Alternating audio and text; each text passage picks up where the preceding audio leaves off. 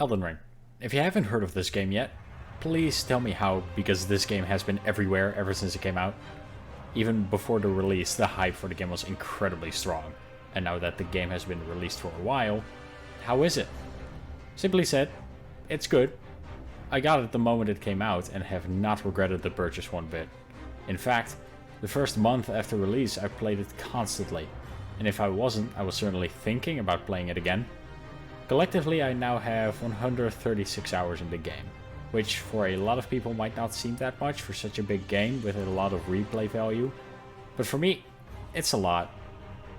Elden Ring has taken a lot of the elements from previous Souls games and evolved them all to new levels. The level design from has been expanded to an absolutely massive open world. Like, Jesus Christ, that's a big map. But the traditional Souls dungeons are of course also present, with the legacy dungeons like Stormveil and Raya Lucaria.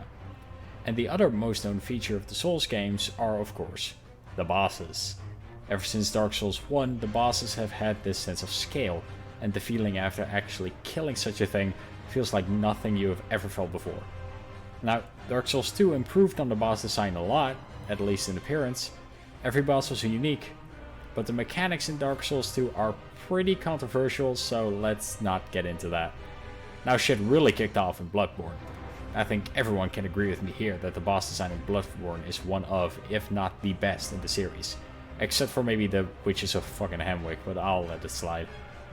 Dark Souls 3 really reinvented bosses for the actual Dark Souls series though, with them becoming faster and less frequent.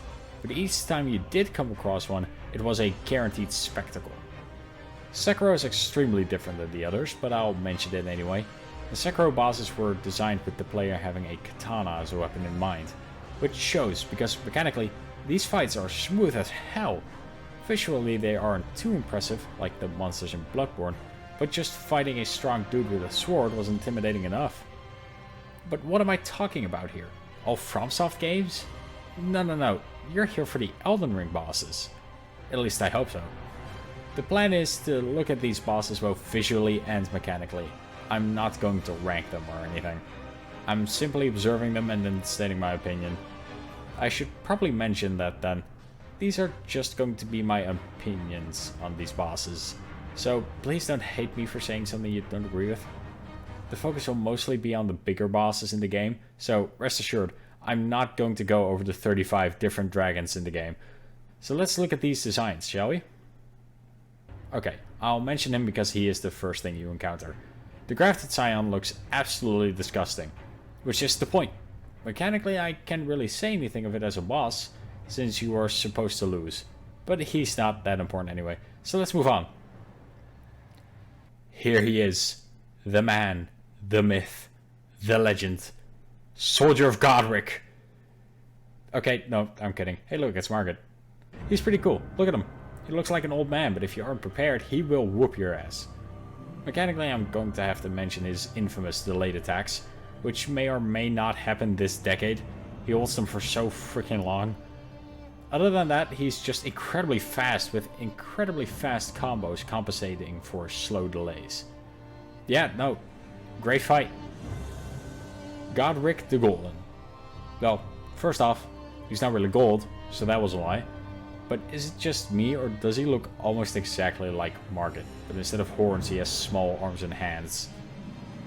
The thing about this fight is that it's incredibly cool, but for the love of God, if you're close to him when he starts off his whirlwinds, start praying, because you will get hit by it. Oh yeah, he also has a pet dragon named Sharpie. So let's move on to a different shard bearer. Here comes Vernala and her 3,000 children. The design is great. She really looks like the queen of a magic school, and the whole room has a creepy vibe to it. But how do I say this? It's tiring. The first phase isn't hard at all, so it's really just a time waster if you die in the second phase.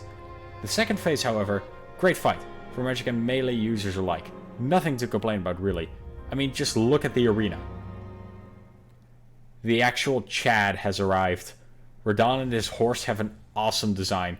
Big man, small horse already sounds like a great combo, and the Radahn fight shows it perfectly. The red beach together with the red sky makes for some great atmosphere as well. And that's not even mentioning the freaking meteor move, like holy shit. Now when it comes to the actual fight, Radahn is a bit controversial, with numerous patches having been made to his damage. So I'm going to go off of when I fought him. So when was that? Before any patch was made. So I fought Radahn on full throttle. I did use the summons, and I was a melee build with Faith on the side.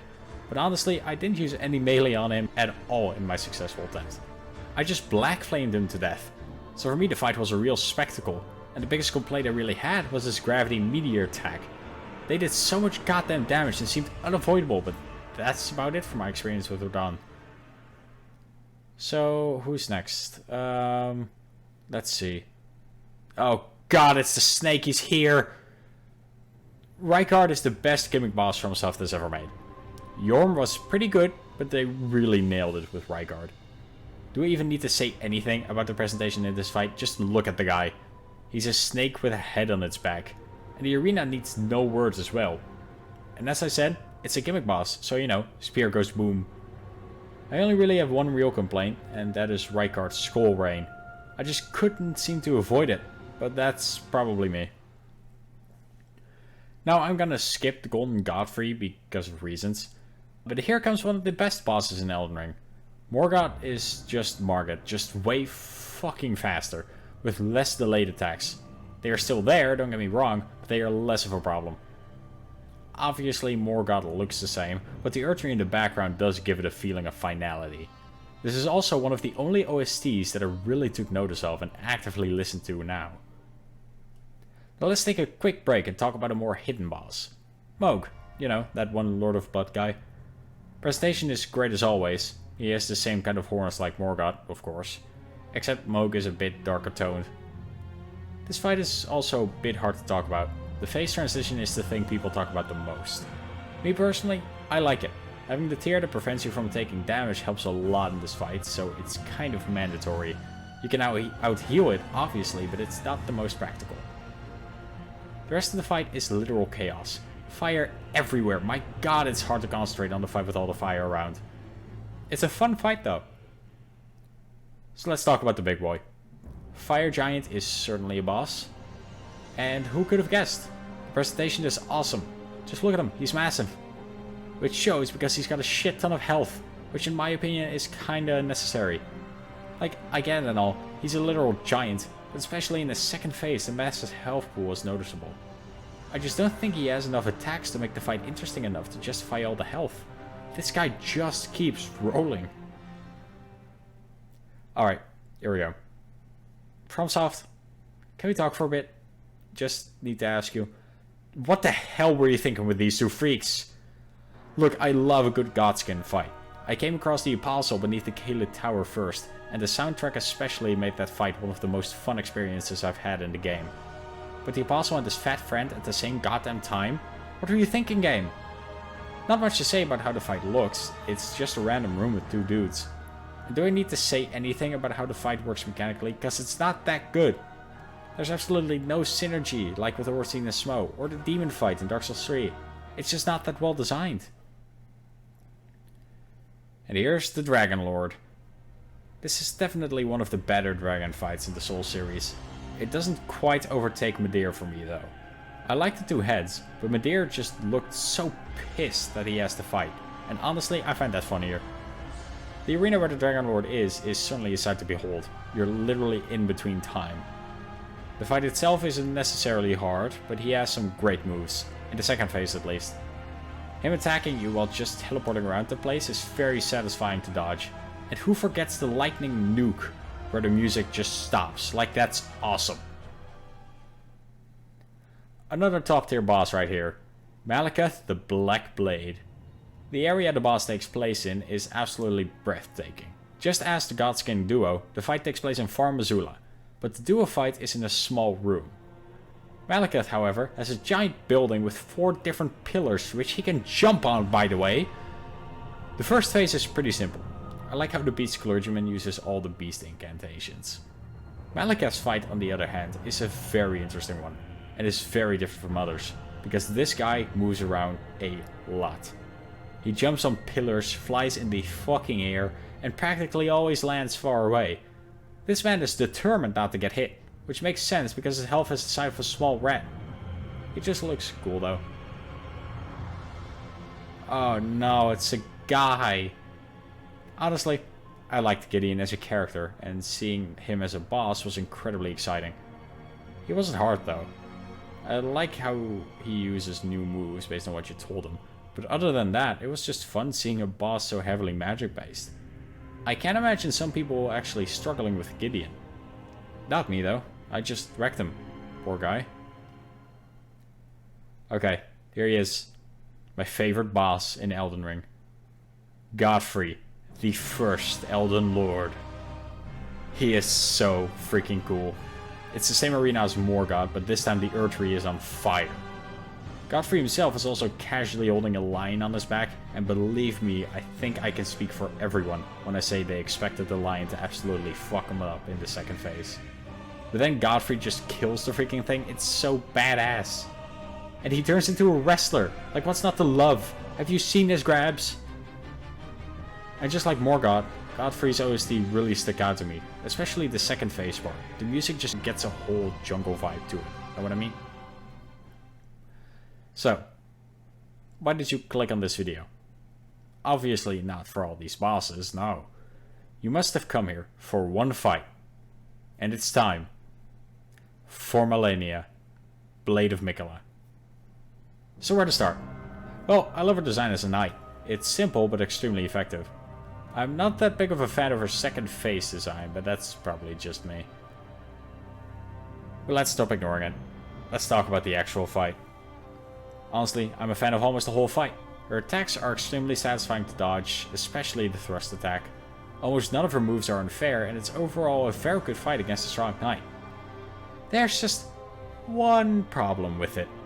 You know it's coming. Waterfall dance. Like what? Who designed that? I'm pretty sure 90% of my deaths to her have been to this move specifically. And that's too high. Like, I'm all for a boss having a very hard to dodge attack, but this is taking it too far. And she still has it in the second phase too. I just don't think it's as well designed as all her other moves. I couldn't even get to her second phase for this video because I'm on like New Game Plus 5 and she hits like a fucking truck. And that's it for Malenia. Just 1 or 2 fights to go. Radagon of the Golden Order is an awesome fight. Just very solid all around. The arena isn't anything too special, but the fight is fucking great. And the OST being the main menu theme, it's just such a good fight. If you are not careful, his teleporting can absolutely kill you in seconds, like you're dead if you start spamming his quick magic attack with the teleports. But you can dodge it if you're ready for it, which you should be if you're playing a FromSoft game. But yeah, actually no real complaints for Radagon. Elden Beast, however, is a different story. The amount of running you need to do for this guy. Christ, I feel like I've exercised enough for 2 years just in this one fight. He's not too hard. The running just drags the fight out so unnecessarily long, it feels like you were supposed to ride Torrent while fighting him. The actual place where the fight takes place looks awesome though. Well, that's it for me ranting about all these bosses. I know I could have included more, but I feel like I got the main ones covered. If you like listening to me rant on about random games, consider subscribing to the channel. Or if you want to actually watch me play games, I also have a Twitch you could check out. That's it though. Thanks for watching. Goodbye.